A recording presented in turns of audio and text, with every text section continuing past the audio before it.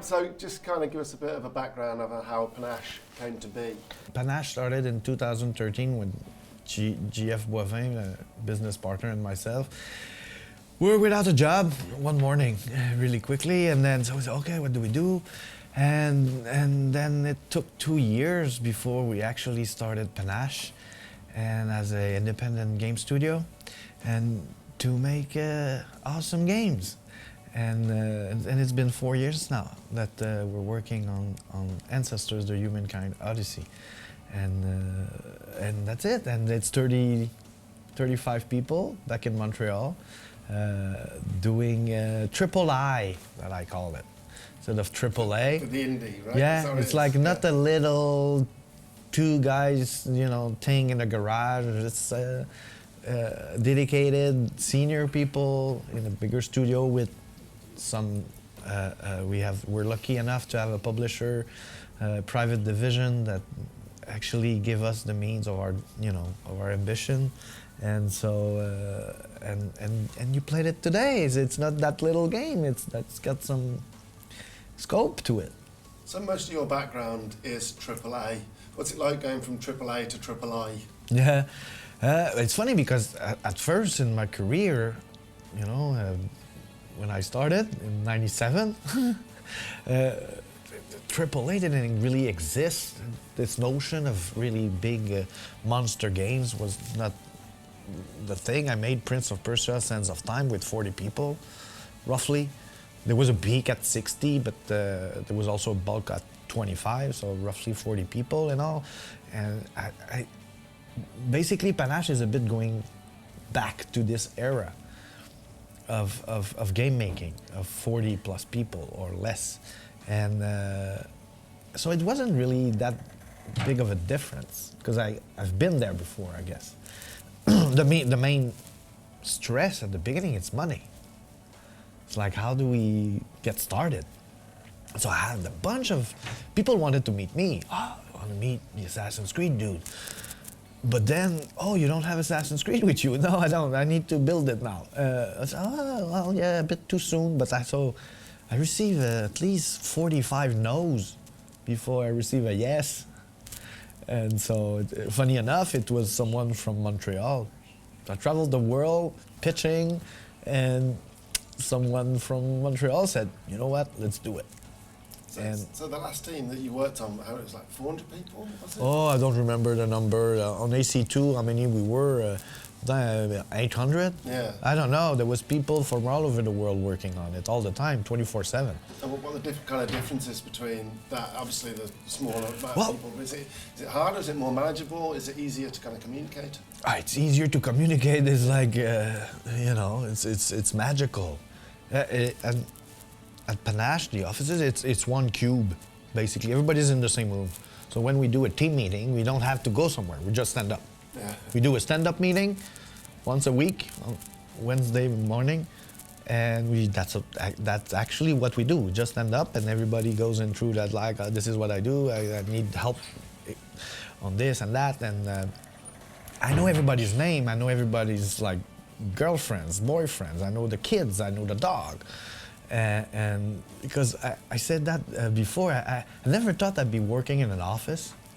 It was not my goal in life to be working 9 to 5 in an office. That was not at all. Like, I studied, movie making, literature, theater, and I thought I would be having this more bohemian life. And then suddenly I was 23 and I was working at Ubisoft, and it's an office job. Oh my God. Since I was there at the beginning, it was a bit more chaotic, which I liked, and then got bigger and bigger, and then it's all about processes, it's about hierarchy, it's about can you go up the ladder, politics, and that tired me after a while.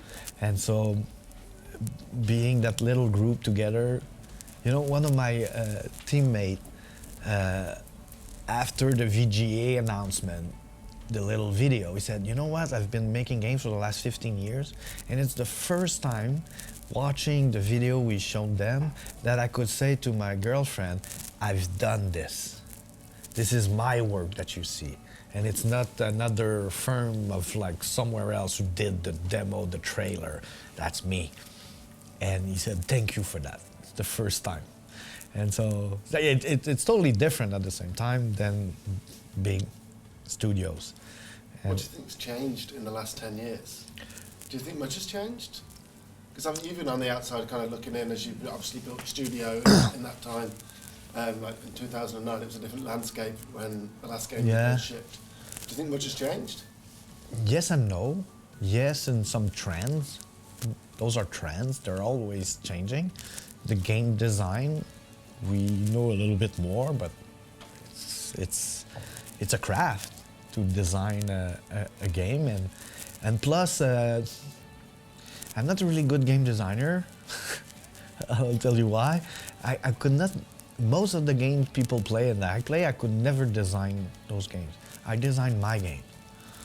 I picked a subject, I tried to analyze it, understand it, and then create some mechanics and some behaviors, some ingredients around it, and that's it. I never made Ancestors, never made a game about an ape going, you know, in a jungle, going down the tree, standing up and surviving. Never done it before. So you learn while you go, and if there's somebody in the game industry that tells you otherwise that they know, they're lying.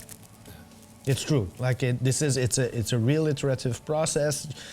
We went down some path that I went like, in Croatia next week or at the end of the week I'm doing a talk, and it's about that. It's about everything that the game isn't. There was a narrator for a while. It was episodic. There was a different camera system, and all that was like, no, that doesn't work out. Let's do something else. All in this game, and then you just kind of strip them away. Oh, yeah. You go, you say, okay, that's pretty cool, and then you go, I said, no, you know what? It's not deep enough, and it's not interesting. It's not fun. Like at first, I was really following science. Like, we started by being like on two legs, for example, and then this, and then that, and then that. Well, that's what happened, and I was following it, and then I realized it's boring. It's like going to school. It's not fun. So, Patrice, stop it. And then what you say, okay, with all the knowledge, let's put everything in the game world and then let the player figure it out at his own pace. So, who cares if he like developed communication way earlier than what science is telling me and that he doesn't know how to walk on two legs? That's the fun of it. And plus then it's like, yeah, let's not be there too much. Let's really let the players and gamers be the co-creator of what's going on the screen, and not trying to replay the missions that I designed for them in the particular like beats and whatnot. This time it's like, yeah, it's your playground, not mine. How does the creator of Assassin's Creed come to create something more kind of experimental and risky? You're asking the question maybe because you forget that Assassin's Creed 1 was experimental and risque. I guess, yeah. It all starts somewhere. Right? Yeah. Yeah, and then once I had that, then I made, and I remember somebody telling me that, an American guy said, "You made a game in the Italian Renaissance. This as a pitch, no, I don't know how you made someone say yes to that. It seems so obvious now." And it's true. I remember doing some research with people. Say, if we say in America, if we say Renaissance, what do you see? Renaissance fair with dragons. Yeah. Well, and then we know that's not. And plus, I made a game about an Italian family, and so I think it's all like I made a game also about the prince that runs on walls with a rewind. So I guess it makes sense that I'm there now. But maybe I'm even going a bit further. How did the concept come around then?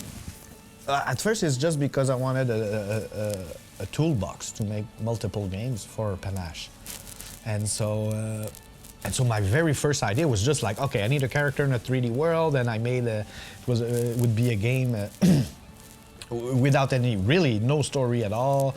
And not even a setting, and then people who would wanted to give me some. People who wanted to give me some money, they said, "Well, yeah, but where's Assassin's Creed?" Basically, and then I realized, oh, I'm the historical dude now. even though people love my game because at the end of the day they control the character, what they see is the character in the costume. Okay, and me, no, the costume is irrelevant.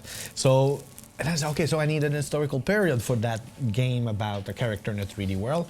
And then I had a flash, and I was like, oh, let's do prehistoric time, because I would not have to build a city, a civilization, crowds, and everything that is difficult when you're doing a real actual historical period. But it was a bit naive on my part, because doing an organic world that you believe that works and that is fun to play is not that easy to make.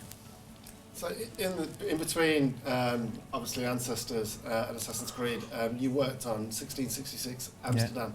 Yeah. Is there anything that you took from that game into this game, or was this completely a new vision? No, like I'm always doing the same game, so you take from one and you transpose to the other one. You know, the crowd of Assassin's Creed is the crowd I couldn't do it in Prince of Persia, right? The running on rooftops, same thing. Anyway, and so there's a notion of the control scheme that I had in 1666 that I'm reusing here about the intelligence and the senses. That is something that I've reused. But then the rest, I would say I'm preparing it with this one. I say it as a joke, but you put the cape on the ape, and you have another game. Do you think you'll ever go back and revisit 1666? Oh yeah. Yeah, is that on the cards? I got the right back, and it's not just to say, hey, I won. Yeah. It's because I want to make the game. It's a game about the devil and about our demons, and I want to do it eventually. And now I think I've got the toolbox, because climbing up a tree or climbing up a mast, it's the same core mechanic. Climbing a facade of a house or rock, it's pretty much the same. I have people around the character, and there's a lot I can do, and maybe I've got 15, 20 games in my portfolio of ideas, so this is my first one with Panache, 1666, I got the rights. And eventually, you never know, maybe I'll do a real sci-fi game. You know, I don't want to always be only the historical guy. So a little bit more fiction, kind of making up a future. Yeah, or now. That would be, I would find it interesting to do a game about now, today, with everything that I know how to make a game. I think it would be interesting also to be really close to reality. That's something I never actually did. And just finally, then, just to kind of wrap it up, what would you say the ultimate goal in Ancestors is? What is the player playing it? What are they kind of trying to achieve? Well, they try to achieve like the last evolution in the game. There's more than one species you can unlock, and there's the last one. So that's eventually the goal of like, oh, I'm ready to become something really else, and then that will be volume 2. But what human in an office is that working a 9 till 5? Way before that, but no, it's not about working in an office. It's about being out there, but the real goal for any player, really, and I'm using that opportunity because it's a unique game. The real goal is to actually live some unique moments. To actually feel like, oh, what I've just experienced, I'm the only one. Because I was there in the morning, in the swamp, the sun, the crocodile, and I managed to do it. And to feel like you're the very first person in human history to play this and to see it. And that's the real goal. It's not only about the ending and beating the final boss, not Ancestors. Every single little stories and narratives that you'll create are unique. And that's the goal, is to cherish those moments and say, wow, I am being creative while I play Ancestors. Ancestors, the Humankind Odyssey will be out this year in 2019. Brilliant. Thank you very much.